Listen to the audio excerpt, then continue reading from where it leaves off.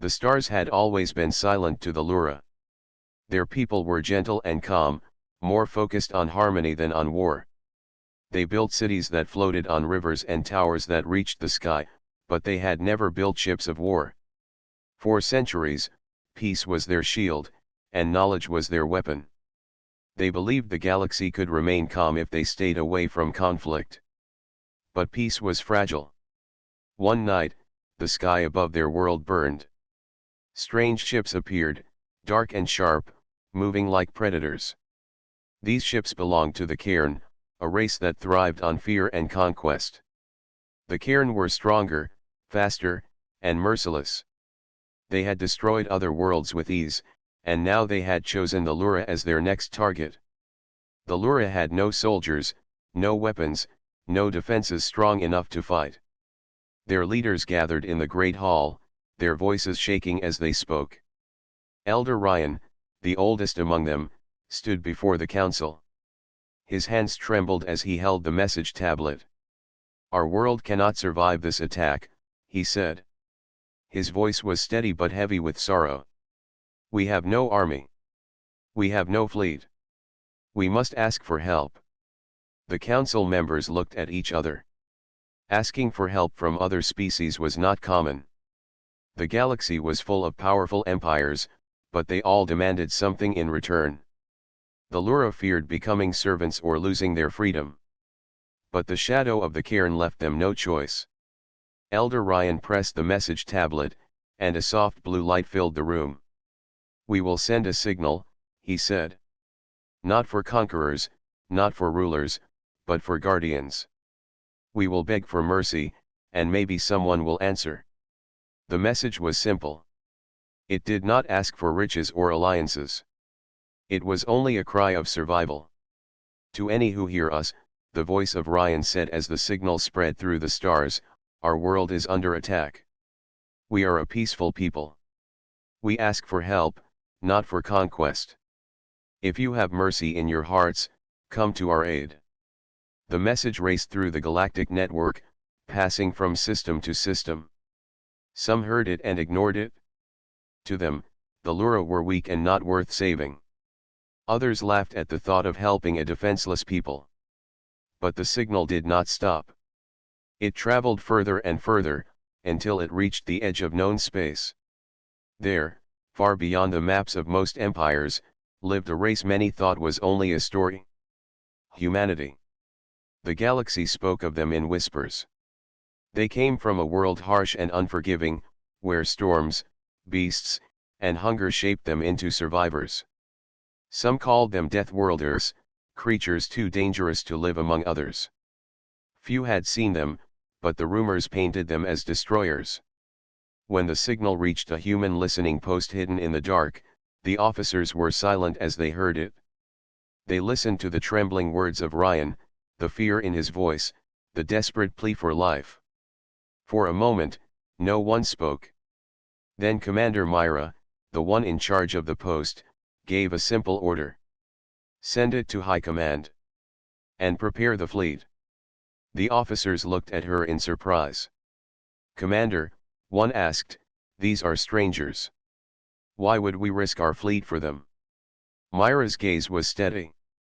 "Because they asked," she said. "And because no one else will." The message was sent to every human fleet across the stars. Soon, massive ships began to move. They were not built for beauty. They were built for survival.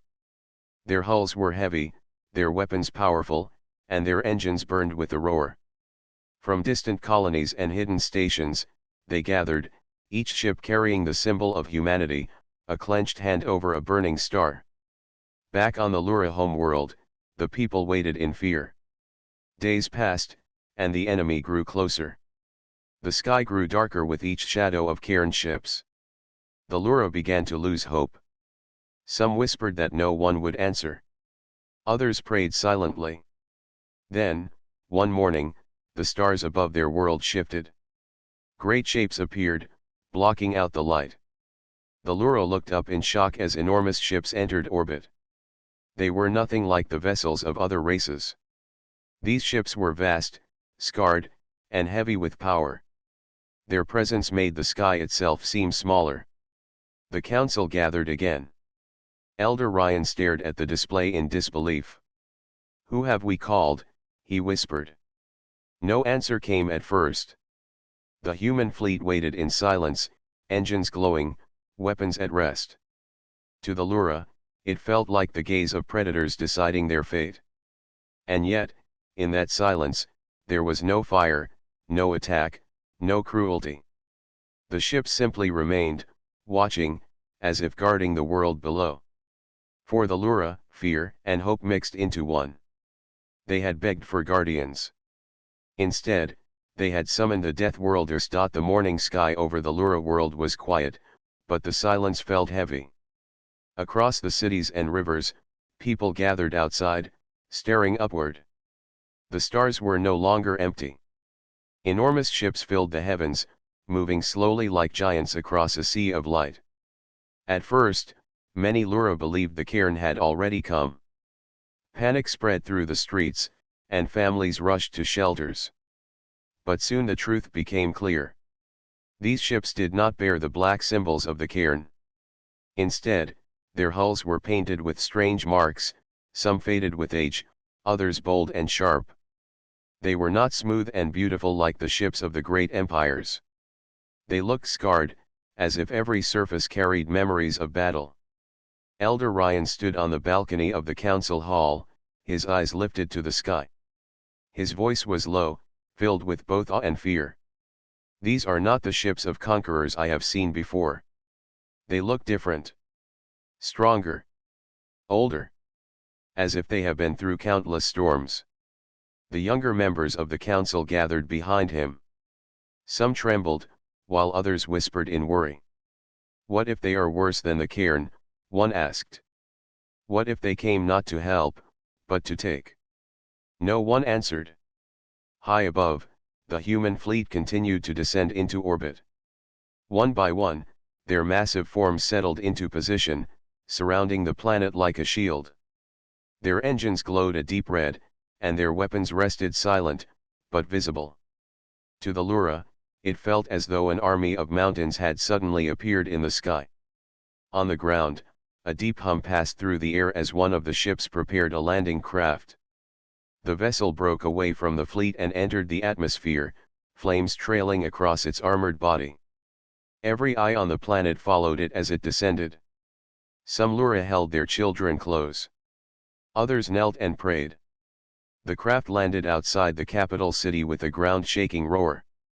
Dust and wind swept through the streets as its ramp opened. From within, figures emerged. The Lura saw humans for the first time. They were taller than most Lura, their bodies covered in heavy suits of armor. Their steps were firm, each movement carrying a sense of weight and purpose. Their helmets reflected the sunlight, hiding their faces. To the Lura, they looked like living statues made of steel. At the front walked a woman. Her armor was marked with the symbol of a clenched hand over a burning star. She removed her helmet slowly, revealing sharp eyes, short dark hair, and a calm expression. Unlike the terrifying image many had imagined, her face carried no cruelty. Instead, it showed steady strength, like stone shaped by storms. She stepped forward and spoke, her voice strong but not harsh. "I am Commander Myra of the human fleet. We received your call." Elder Ryan, supported by 2 council guards, came down the steps of the hall to meet her. His hands shook slightly as he bowed his head. "We thank you for answering," he said softly. "But we do not know what you seek. We are a peaceful people. We have little to give." Myra studied him for a long moment. Then she spoke again. "We did not come for riches or land. We came because you asked for help. You are threatened, and we know what it means to face destruction." Her words carried across the plaza, where many Lura had gathered. A hush fell over the crowd. They expected demands, yet none came. Still, doubt remained.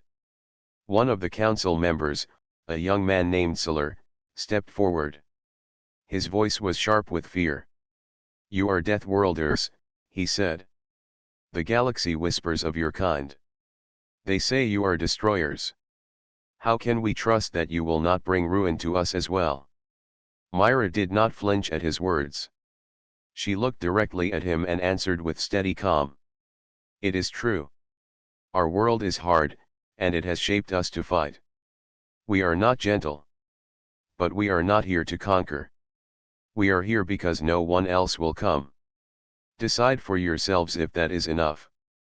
The council fell silent. Elder Ryan finally nodded. If you fight for us, Commander Myra, then we will accept your help. For our people cannot stand against the cairn alone. Myra inclined her head once, as if sealing an agreement. She turned back to her soldiers and gave a single order. Begin preparations. This world will not fall. Across the fleet, signals lit up as her commands spread. Human ships shifted into tighter formation, weapons slowly coming online. The air above the Lura world now thrummed with quiet power. In the city, whispers spread quickly. Some Lura feared the humans even more than the cairn. Others, however, felt a spark of hope for the first time in many days. High in orbit, the human fleet remained unmoving, patient, and silent. They waited not like invaders, but like guardians watching the gates of a fortress. The cairn had not yet arrived, but when they did, the Deathworlders would be ready. And though the Lura trembled, a new thought began to grow in their hearts. Perhaps the galaxy was wrong about humans. Perhaps the Deathworlders were not a curse. Perhaps they were exactly what the Lura needed. The plaza was still quiet after Commander Myra's words. The Lura Council stood frozen, their hearts torn between fear and hope. They had asked for guardians, but what stood before them were the feared Deathworlders. Their armor was heavy, their ships massive, their very presence a reminder of violence. Yet they had not fired a single shot. Elder Ryan broke the silence with a shaky breath. Come inside, Commander, he said, gesturing to the tall hall behind him. We must speak where all voices can be heard. Myra nodded once. She gave a short signal to her soldiers. They remained near the landing craft, watching the crowd with steady eyes, while Myra followed the elder into the council hall. The inside of the hall was wide and filled with light from tall crystal windows. Carvings of rivers, mountains, and stars decorated the walls. To the Lura, these designs represented harmony. To Myra, they showed a people who had never expected war to reach them. The council gathered at a long table. Myra stood across from them, helmet in her arm, her armor still marked with scars of past battles. The council members whispered among themselves, their voices carrying fear. Finally, Elder Ryan raised his hand. You say you came because we asked, he said carefully. But tell us, Commander, why would humans, far across the stars, risk themselves for strangers? Myra's gaze did not waver. Because we know what it means to be left alone. Humanity has faced hunger, storms, beasts, and war since the beginning. When no one came to save us, we learned to save ourselves. That is why, when we hear a cry for help, we answer. We fight because we understand desperation. Her words carried weight, though some of the council still looked doubtful. One of them, Siller, the young counselor who had spoken harshly before, leaned forward. Or perhaps you fight because it is all you know. The galaxy calls your kind destroyers. They say wherever humans walk, fire follows. The council murmured in agreement. The Lura were gentle, and the stories of Deathworlders frightened them. Myra's voice grew firmer, though not cruel. The galaxy sees only the fire. They do not see why we carry it. We fight not to conquer but to endure. And now, if you allow us, we will fight so that you may endure as well. But make no mistake, when humanity fights, we do not fight halfway. The council fell silent. Myra's eyes met Elder Ryan's, and for a moment, the elder saw not a destroyer but a survivor. He saw a leader who had known fear and still chosen to stand. At last, Ryan spoke. "If we accept your help, Commander, what will you require from us?" Myra shook her head. "We will require nothing. You have little to give, and we did not come for reward. All we ask is trust." The council exchanged long glances. Some still trembled, yet Ryan slowly rose to his feet. His voice was steady now. "Then you have it. Humanity will stand with the Lura." The decision spread quickly through the hall, then to the city outside. When Myra left the council chamber, a crowd had gathered in the streets. The Lura watched her with wide eyes. Parents held children close. Merchants paused in their work. Farmers who had come from far fields stood in silence. Myra raised her voice so all could hear. "Your world will not fall. As long as we stand, no enemy shall take it." For a moment, there was silence. Then, slowly, a murmur rose through the crowd. It was not the cheer of warriors, but the hopeful sound of people who had been drowning and finally saw a hand reach toward them. That night, the human fleet remained in orbit, their massive ships like watchful guardians above the planet. Lights glowed from their hulls, and patrol craft circled the skies. On the surface, soldiers set up defenses, moving with discipline and care. They did not push the Lura aside. Instead, they worked alongside them, explaining what they built, showing how it would protect. Children watched the armored humans with awe, whispering questions to their parents. "Are they really here for us?" one small voice asked. The parent could only nod, still uncertain but unable to deny the sight of protection forming before their eyes. In the council chamber, Elder Ryan sat alone, gazing out at the human ships above. He felt both fear and comfort. These beings were powerful beyond measure. If they wished, they could crush the Lura world in moments. But they had not. Instead, they had promised safety. Perhaps the galaxy had been wrong about humans. Perhaps the Deathworlders were not only destroyers. Far above, on the flagship, Myra stood on the command deck, watching the stars. Reports came in from her officers. The enemy fleet had been sighted in distant space, moving steadily toward the Lura world. Myra listened in silence. At last, she gave her order. "Hold position. When they arrive, we will show them what it means to face humanity." The crew answered with firm voices. They did not fear the battle to come. For them, it was simply another test of survival. And as the enemy drew closer, both the humans and the Lura felt the weight of the moment. The first contact between their two peoples had not ended in conquest. It had begun with trust. And soon, that trust would be tested in fire. The stars around the Lura world seemed calm, but far beyond the edge of the system, shadows were moving. The Cairn fleet was coming. They were a race that thrived on fear. For centuries they had conquered weaker worlds, stripping them of resources and enslaving survivors. Their ships were sleek and dark, shaped like blades, and they traveled in vast numbers. To the Cairn, the Lura were nothing but another easy prize. On the flagship of the invaders, the Cairn commander stood before his officers. His eyes glowed with cruel certainty. "The Lura have no army," he said. "Their cities will fall in a day, and their rivers will run empty by our hands. Prepare the fleet. No mercy." Laughter echoed through the command deck, cold and sharp. The Cairn believed this battle was already won. But as their fleet drew closer, their scouts raced ahead, entering the system before the main force.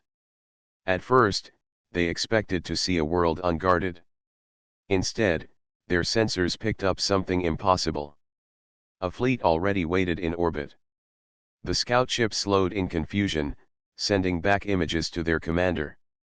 Across the skies of the Lura world stretched a wall of enormous vessels. They were unlike any ships the Cairn had seen before, scarred, armored, and vast, each one heavy with weapons. Engines burned like red suns, casting shadows across the planet below. On the human flagship, Commander Myra stood at the central display. Reports streamed in from her officers. Enemy scouts have entered the system, one said. They are observing from a distance. Myra's eyes narrowed. Do not fire unless they strike first. Let them see us. Let them carry word of what awaits. The humans did not move, their fleet silent and cold. The Lura, watching from below, felt their hearts race. To them, the human ships looked like mountains of steel, unmoving yet unbreakable. In the Cairn flagship, the commander studied the images. For a moment, his confidence wavered. But then he laughed, his voice harsh. So the rumors were true. The Deathworlders still live. They hide on the edge of the galaxy, waiting like beasts in the dark. No matter. We outnumber them 10 to 1. They will break like all others. He raised his hand. Forward. Show them that numbers rule the stars. The Cairn fleet began to move, thousands of ships surging toward the Lura world. The void between stars filled with their dark forms. Back in the Lura capital, the council gathered in worry. Elder Ryan watched the skies with heavy eyes. They are coming, he whispered. And they are many. Solar paced in fear. The humans cannot hold against so many. We are doomed. But Myra, standing among them, spoke with calm strength. Numbers do not decide every battle. Discipline does. Resolve does. And humanity does not yield. Her words did not erase the fear, but they gave the council something to cling to. As the hours passed, tension grew. On the human ships, crews strapped into their stations. Weapons came online, glowing with silent energy. Hull shields shimmered faintly, ready for impact. Boarding teams prepared in silence, their armor polished, their weapons checked again and again. Myra walked among them, her presence steady. Remember why we are here, she told her soldiers. Not for conquest, not for glory, but because someone asked. We fight so others may live. That is enough. Her soldiers answered with firm nods. They did not cheer. They did not shout. They simply prepared, because preparation was in their nature. At the edge of the system, the Cairn fleet crossed into range. Their commander gave the order, his voice filled with arrogance. Destroy the Deathworlders. Burn their fleet. Leave nothing. In the Lura cities below, alarms echoed through the air. Families gathered in shelters, clutching each other as the sky grew dark with the shadows of war. Then the first shot was fired. A single streak of light tore across the void, aimed at the human fleet. It struck the shield of a forward vessel, sending sparks into space. For a heartbeat, silence followed. Then humanity answered. Engines roared like thunder as the Deathworlder fleet came alive. Weapons lit the darkness, each shot precise, each strike calculated. The sky above the Lura world became a battlefield of fire and steel. From below, the Lura watched in awe. They had expected chaos, wild destruction, but what they saw instead was order. The humans did not waste shots. They did not fire blindly. They fought with sharp focus, like a blade wielded by a master. The Cairn commander snarled as reports came in. Ship after ship was falling, torn apart by the human assault. Press forward, he shouted. They cannot hold forever. But deep inside, doubt began to creep into his mind. These were not ordinary warriors. These were survivors of a world that bred fighters with every breath. The first clash had begun, but already the Cairn realized the truth, they had not found weak prey. They had stumbled into the path of the Deathworlders. And humanity was not moving aside. The first shots had already turned the skies into fire. Now the full fury of war broke open. The human fleet surged forward, their engines burning with a storm-like glow. Each ship moved as part of a larger whole, formations shifting with practiced precision. Where one ship advanced, another covered. Where one fired, another shielded.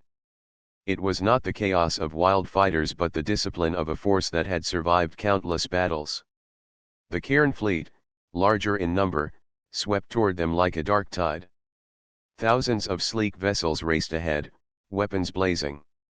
The void between stars filled with streaks of light, explosions bursting like suns. On the Lura world below, the people watched in terror and awe. The night sky was no longer calm. It blazed with colors of war, red and gold and white. Each flash of fire shook their hearts. Yet as they watched, they noticed something strange. The humans did not falter. For every Cairn strike, the Deathworlders answered with greater force. On the command deck of the human flagship, Commander Myra stood firm, eyes fixed on the displays. Target their lead vessels. Break their chain of command, she ordered. Yes, Commander, her officers replied. Across the fleet, weapons locked onto the larger Cairn cruisers. Beams of energy cut through the void, tearing holes into enemy hulls. One cruiser exploded in a burst of flame, scattering smaller ships in panic. Another cracked apart, debris spiraling into darkness. But the Cairn were not weak. They pressed harder, their smaller ships swarming like insects around the human giants.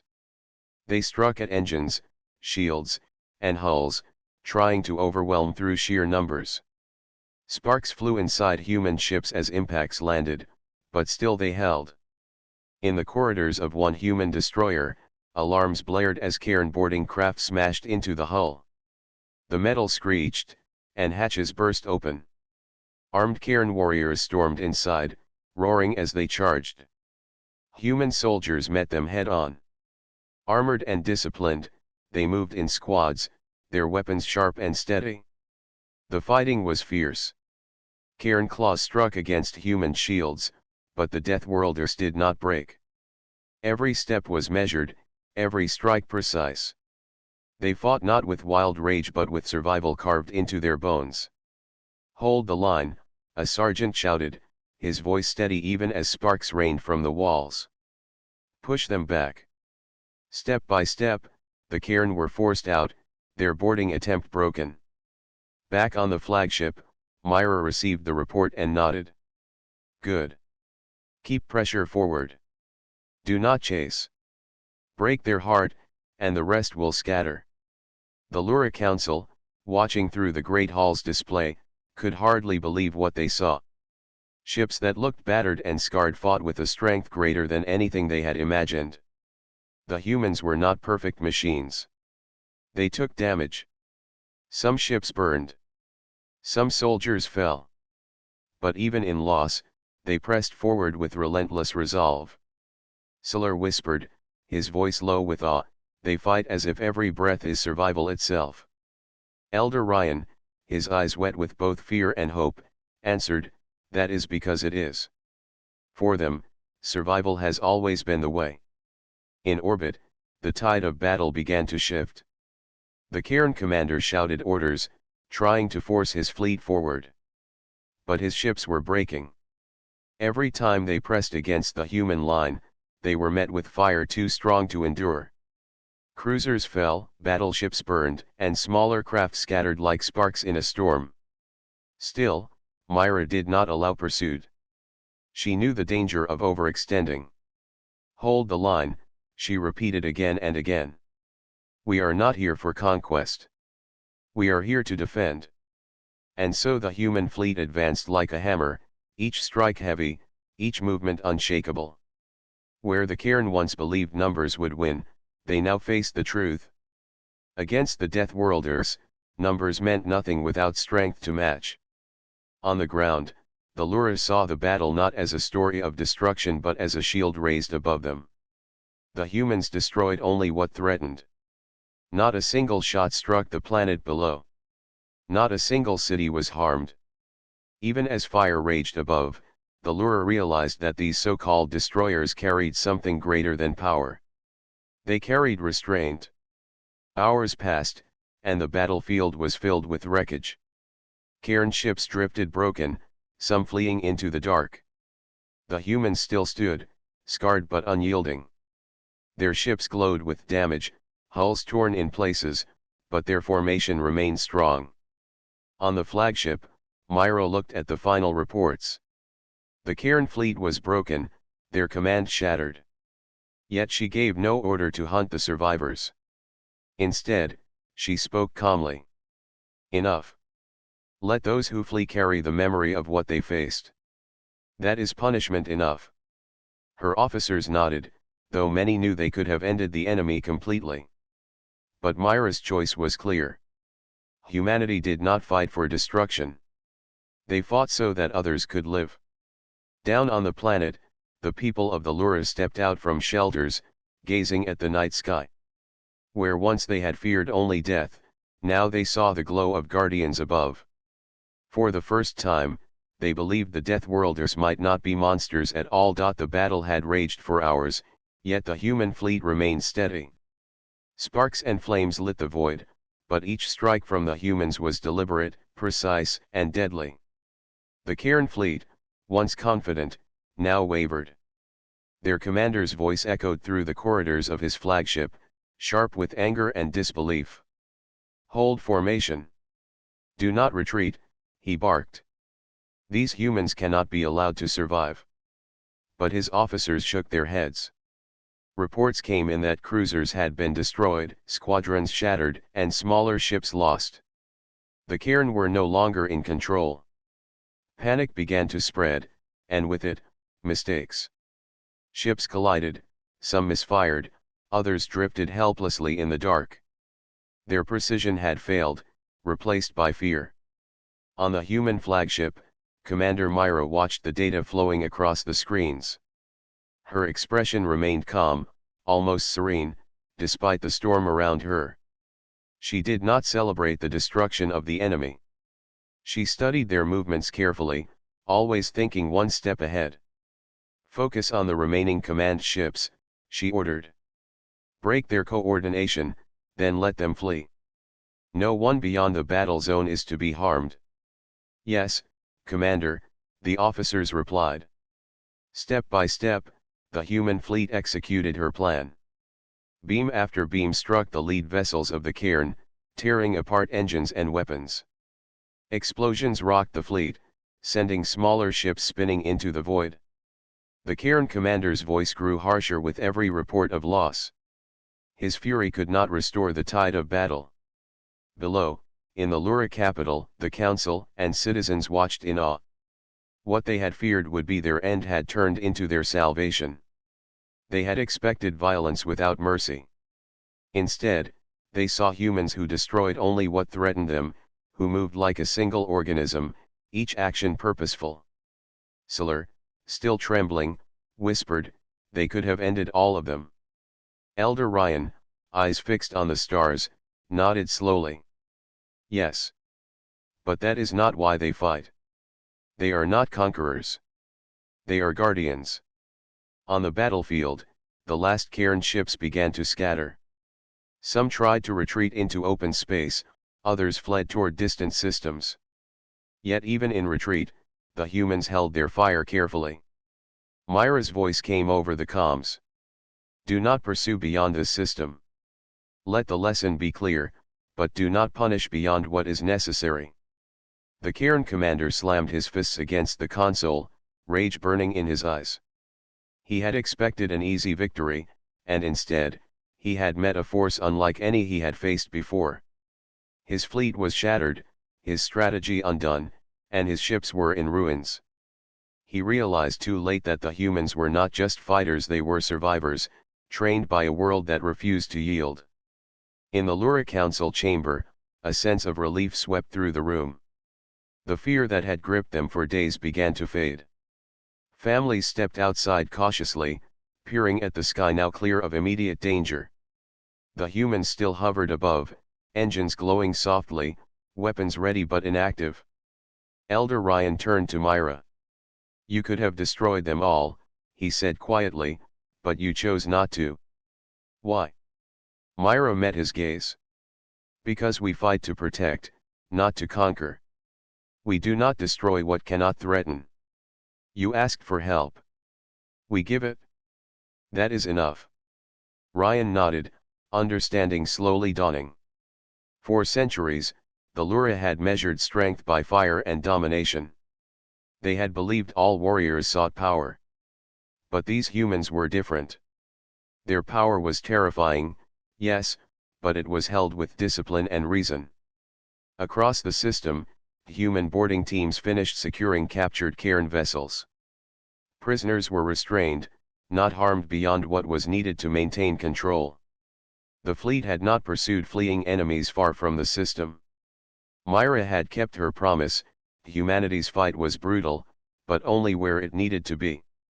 In orbit, the Lura began to feel a new kind of hope. The human fleet was more than a wall of steel, it was a symbol.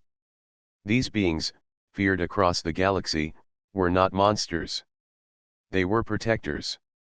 For the first time, the Lura believed their world could survive, not through luck, but through the skill and discipline of allies who understood the value of life and the cost of war. Siller turned to Elder Ryan, voice barely audible. Perhaps the legends were wrong. Perhaps humanity is not only dangerous, but noble. Ryan's eyes glimmered with a rare smile. Perhaps we were wrong to fear what we did not understand. Above, Myra gave her final order for the battle. Return to formation. Maintain orbit. Continue shields and readiness. The Cairn may retreat, but if they return, we will be here. Her officers moved without hesitation. They had survived countless battles, but none had felt as important as this one. They had fought not for conquest, not for pride, but for a world that had called for help. And as the Lura watched, their eyes wide with wonder, they realized a truth that would never leave them. Humanity's strength was unmatched, but it was not cruelty. Power tempered by reason, courage balanced with restraint, this was what made the Deathworlders the guardians of the galaxy. For the first time, the stars seemed less dangerous and more full of possibility. The battle had ended. The Cairn fleet was broken, scattered across distant space. Fires still burned on some of their vessels, and the wreckage of the conflict floated silently in the void. But above the Lura world, the human fleet remained steady. Their ships were damaged but unyielding, their engines glowing softly in orbit as they maintained watch. On the planet below, the Lura came out from hiding. They walked through streets still littered with debris from falling enemy ships. They saw the humans moving calmly among the survivors, offering help where it was needed. Injured Lura were treated. Structures were secured. Equipment was repaired. Every action was careful, precise, and kind. Elder Ryan stepped forward from the council chamber, moving among the humans. Commander Myra met him at the plaza. The humans stood tall and calm, though the faint scorch of battle marked their armor. Myra's expression was steady, unreadable yet commanding. You could have destroyed every last enemy, Ryan said quietly. But you did not. Why? Myra's eyes met his. Because we do not fight for hatred. We fight to end threats. Every life is valuable unless it chooses destruction. Your world called for help. We answered. That is enough. Ryan nodded, a mixture of respect and awe in his eyes. Around them, Lura citizens whispered among themselves. They had feared humans, but now they saw that humanity's strength was tempered with reason, courage, and restraint. Across the capital city, children ran to watch the humans. Some reached out to touch their armor, fascinated by its weight and design. Farmers, merchants, and teachers paused to offer small gifts of thanks, simple food, flowers, and notes of gratitude. Myra accepted none.